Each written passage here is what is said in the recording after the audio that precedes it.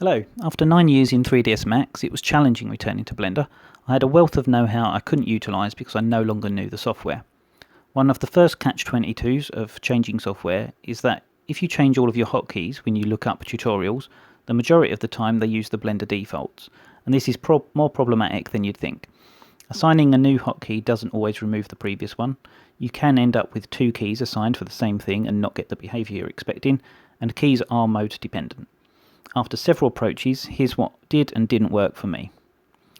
The first approach was making a list of everything I knew how to do in 3ds Max, and I'd go through it one by one and Google or YouTube how to do it in Blender. The list was broken into broad categories such as rendering an image, then specifics such as changing the dimensions, rendering transparent backgrounds, and what file formats it could be saved out as.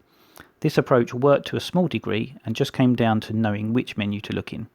Starting from 0, I'd say it's about a 1 out of 5 for usefulness. The second approach was tutorials. There are a bunch of videos on YouTube for starting new in Blender and getting used to navigation, as well as some specifically for transitioning from other software. One guy I've followed for years, Aramus3D, had one such video. I love Aramus's work and I'll be talking about him more in other videos, but unfortunately his approach here was to reassign a lot of the stuff to 3ds Max style controls. This is the catch-22 I mentioned earlier.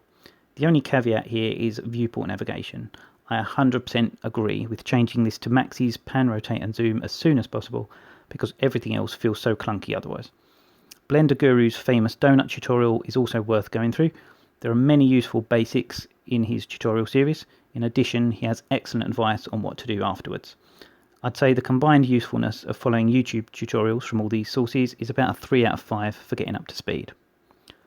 The third approach was a tutorial specifically recommended to me following a portfolio review, and long story short, I purchased Simon Fuchs' Blender drone tutorial on Gumroad, and it was one of the best decisions I ever made. I'll be talking about many of these people who have helped in the future videos, but the main reason Simon's tutorial has been invaluable to me is the intro video for the course. It's 5 hours long, but worth your full attention. It comes with a list of add-ons you should enable, download and install.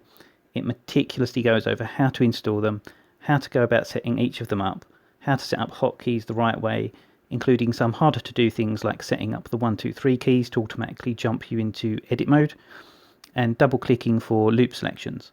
It then goes over some what are essentially basic functions in Blender, but many not so obvious, such as shortest path selection, snapping tools. He even mentions some paid add-ons that he uses, but explains the free alternatives as well. After the intro video, the rest of the tutorial is a lot of fun and gets you using everything you've set up. By the end, I was not only up to speed on where I stopped in 3ds Max, but felt much more advanced. Up until now, I've been rating these approaches 1 to 5 on usefulness, but Simon's tutorial is so good, 5 out of 5 is an understatement. It'd be more like 1,000 out of 5. Note, Simon's drone tutorial uses hard surface technique, so although the intro video is useful for using Blender in general, the tutorial itself is specific to that workflow. So if you're into, say, sculpting, it won't help you much there. I'd add on to the last approach, I also used another of Aramus's recommendations, the add-on Nell tools, which can be set up to isolate selection and zoom to the selection the same way as 3ds Max. Finally, I began a journal so I could document my progress and useful stuff I learned as I went. Being able to reflect on your progress is a vital tool if you want to improve.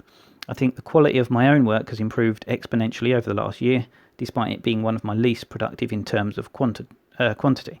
I'll be talking about self-reflection on your work later in videos and critiquing my own work, but that's it for now. I hope you've got something useful from this video. Take care.